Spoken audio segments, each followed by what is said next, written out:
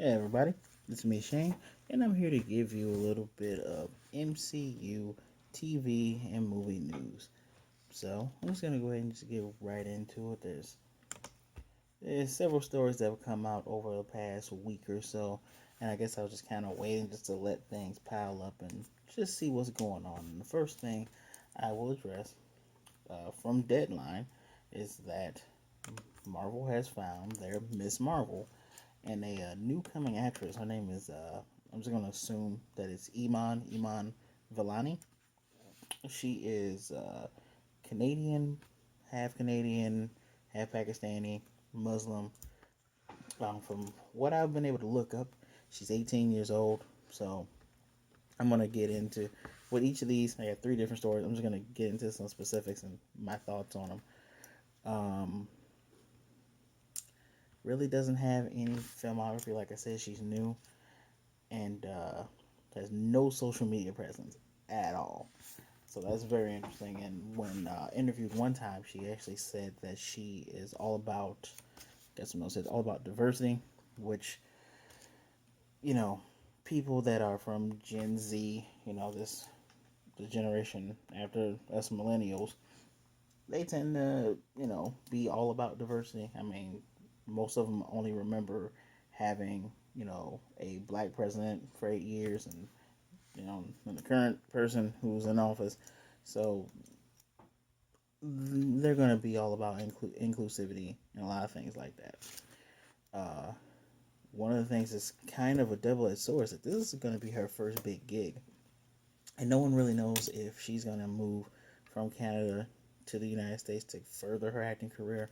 I do find it interesting that she says that she is a proud Canadian, which Canadian isn't an ethnicity. I guess you could be a proud Canadian. Whatever, being half Canadian. I'm gonna base it on the last name. She's probably half Italian, half Pakistani. The only picture they have is this. She has a very weird smile, and yeah, people can say I'm being petty or whatever, but I've seen so many people complain about Brie Larson's uh, resting bitch face, we'll call it, throughout her movies or when she gives interviews and stuff. So I'm not trying to hear it. Just saying, I wonder what kind of test they gave. I give Marvel the benefit of the doubt because they've done so many great things already. So I'm sure she'll work out. The fact that she's 18, remember Robert Downey Jr. is 50. He just turned 50. So this young lady can be Miss Marvel for a very long time, as long as she wants to, and as long as they want her to, and as long as she does well with audiences. I'm really hoping that Kamala Khan isn't annoying.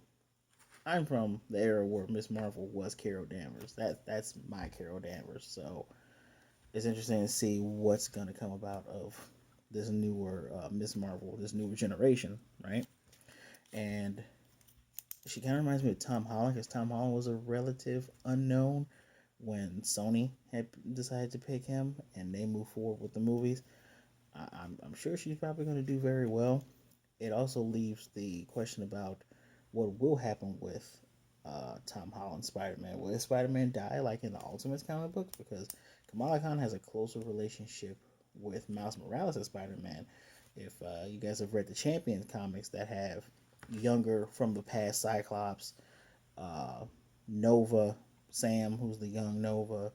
They have Vi, who is the Vision's daughter from an alternate universe that he had with, that he technically made and made himself a wife and a daughter and a son. It's Amadeus Cho as the Hulk, but I like Amadeus Cho, but not as the Hulk.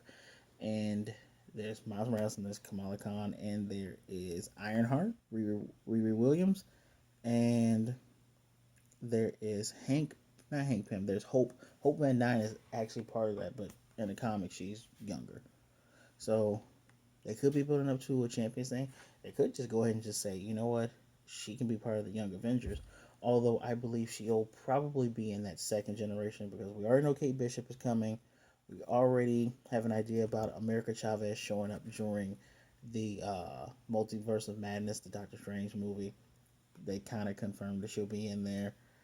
I'm pretty sure Kid Loki will come from Loki splintering off the time stream with his series that's coming out.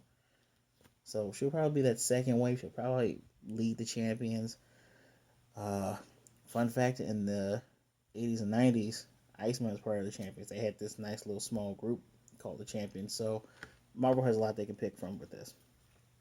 Story number 2, which is also from Deadline, is about Tatiana. I'm gonna say her name correctly. Tatiana Maslany. She is going to be playing Jennifer Walters, aka She-Hulk. If your name sounds familiar, she played basically every main character from Orphan Black, which is the clone series from BBC. She's also was in the new Perry Mason. She's done voice work with Captain Canuck, so I haven't seen it myself. I want to look it up, but I mean she's very familiar with it. She's 35, so she can play She-Hulk as long as she wants, and she does kind of. She looks like she could be a cousin of Mark Ruffalo's Bruce Banner.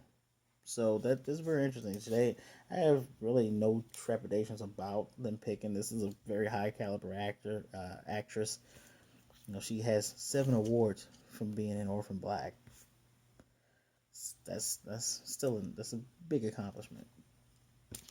Um, and the third story I have, because I know I kind of skipped over that. Well, you know, I'll go back to talking about Tatiana Maslany.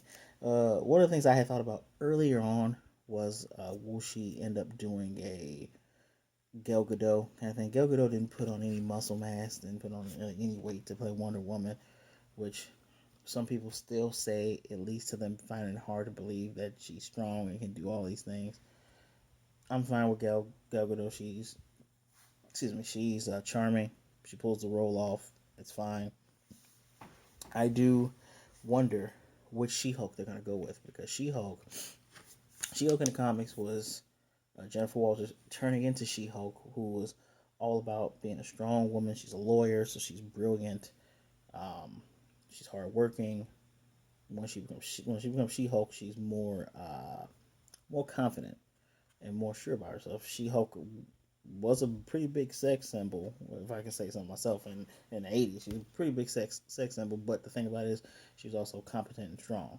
So I wonder if they're going to be able to show a side that's like, hey, this woman is strong, but she's strong in her femininity. She's strong in who she is, and she's strong about she can show that she is sexy. I do wonder if they're gonna go with CG for this, kind of like how they do for the Hulk already, and they're just gonna have her grow up. I wonder if she's just gonna stay green all the time, because there was a point in time where she stayed green, but then they found out that her staying green was just a mental thing, and she was able to switch between her two forms. It's not really much of an alter ego like with Bruce Banner and the Hulk, because she just she gets a personality change like most of the Hulk characters do, or she gets an amplification of her personality. She just becomes more sure of herself. She's already a hard worker. She's had also multiple defining relationships. She's been with Hercules and Juggernaut, and I'm pretty sure I'm missing another character. So that can lead to other characters showing up. It's pretty cool. I'm all for it. In my opinion, I'm all for this. I'm all in. Whether she decides to just do the CG thing or bulk up herself, it doesn't really matter. I think she'll be fine.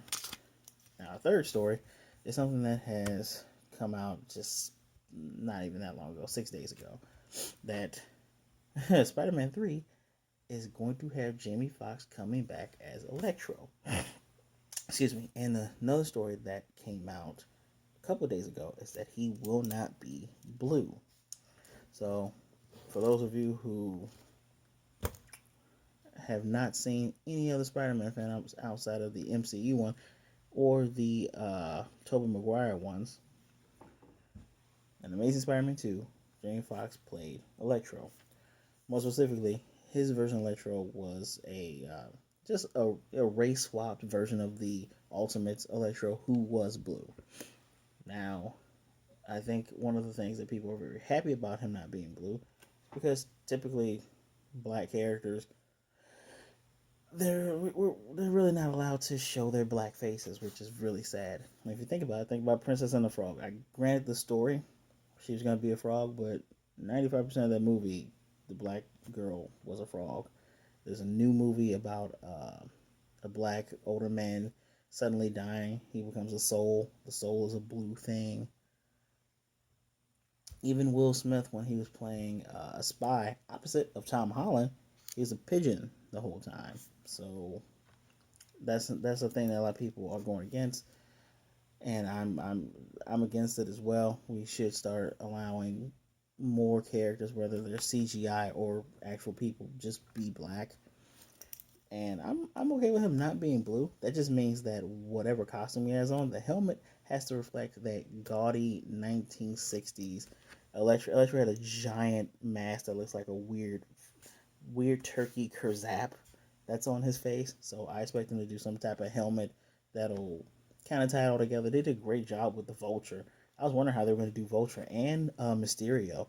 They took characters whose designs from their origins would have been deemed hard to do by other other directors, other screens, other people, but they made them work a lot, especially Mysterio. I really like how they did Mysterio, so I know that Electro will be great. But this has great implications, especially for the Multiverse of Madness, because as Doctor Strange is trying to, I'm going to assume, this is just my assumption, Wanda's stuck in the multiverse after the events that are going to happen within her own show with Vision, WandaVision, and Doctor Strange, who is going to end up eventually mentoring her and learning how to control her powers, because her powers aren't just mutant based. That it is magic, it is chaos magic, and it is luck. So it's half bio, half not, and he's gonna end up mentoring her, which is great. I can also see him mentoring Magic, Ileana, Colossus's sister, whenever they decide to introduce mutants. They actually just recently made a comic called Strange Academy, where Magic is a teacher. So I'm pretty sure this is another thing that can set that up. But before I get ahead of myself, since this is a multiverse, I have a feeling we're gonna see Tobey Maguire. We're probably gonna see Andrew Garfield as Spider-Man, and we're probably gonna see Electro running through. They plan the rumor is, and Grace Randolph from her YouTube channel had brought this up, that the plan is they want to bring in Tom Cruise as Robert Downey Jr. Not Robert Downey Jr. as Iron Man. If this is multiple, we're going to see multiple versions of the characters that we know being played by other people, and technically they will be different people, because while as many of us know, when you have Splinter comic books, the characters look the same, but there's something different. Like there's a version of Tony Stark that is the Sorcerer Supreme. There is a version of Stephen Strange that is Iron Man.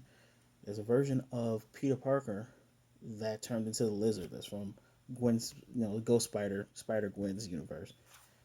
The people can look the same and just you know, play the name of the character differently, which would have been great to see their acting chops, and it's probably what they're going to do for their What If series.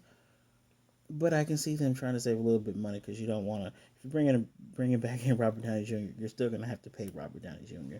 So I'm interested in seeing what a version of Tom Cruise's Iron Man is going to be. So I know that's how Electro can come in. And at the same time, even if Electro doesn't come in that way, as we saw in the second Spider-Man movie, Far From Home, they brought back my guy to play J. Jonah Jameson. If you give me a small second, we're gonna do it live.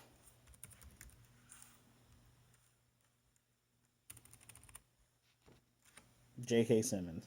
They brought back J.K. Simmons to play some version of J. Jonah Jameson, although he's more of I won't say YouTube, but he's more of a blogging podcast type of Daily Bugle type of thing. More than likely, Jamie Foxx's character can still be this intelligent engineer that falls on hard times and ends up getting these powers. But it really looks like they're building up a fantastic Sinister Six. I really, really hope that Disney, Marvel slash and Sony can work together to just keep Spider-Man in the MCU, as long as they do something, because the lineup they have to be a Sinister Six is amazing. You have Michael Keaton as the Vulture. You have Jamie Foxx as Electro. I'm going to assume that Jake Gyllenhaal isn't dead, because that's just kind of what happens in comic books. Yeah, sure, we saw the body, but I'm pretty sure he's probably not dead. We have Jake Gyllenhaal as Mysterio. I'm looking forward to seeing who is going to be Doc Ock, who is going to be, who else is on the team. We already saw Shocker. We already saw Scorpion. They might change the Scorpion actor, and if they don't, hopefully they can make him look like original Scorpion, not Ultimate Scorpion, which looks like an actual Scorpion. So, enough of my rambling. Those are the three news stories that have come out. If I hear anything else, I will probably just save it, and I'm at least going to try to give you three things in one video, so that way you have a nice little 15-minute video that will carry you on.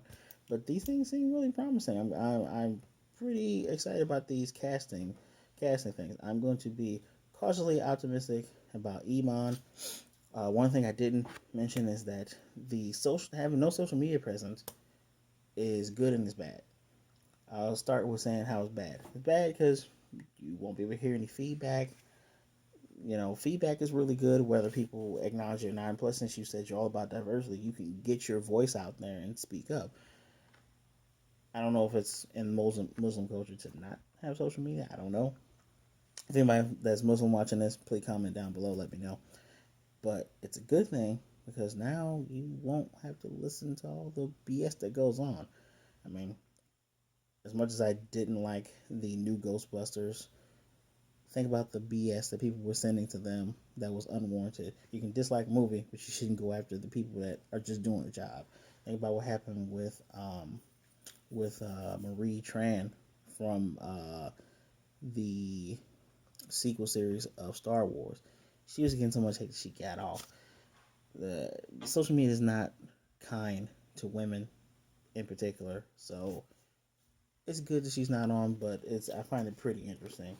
So let me know what you guys think about the news. Are you excited about any of this? Are you happy that these Marvel TV shows are going to go forward? Because while we're still in the global situation that we're in, it looks like streaming TV is the way, and it looks like a lot of studios are finding safe ways to film these things. So, guys, please remember to like, comment, subscribe, share the video, hit the notification bell so you can get more videos like this. I post every Sunday, every Thursday. Just trying to keep up with you. So, please remember, be good, be blessed, wear a mask, Black Lives Matter, and I will most definitely see you next time.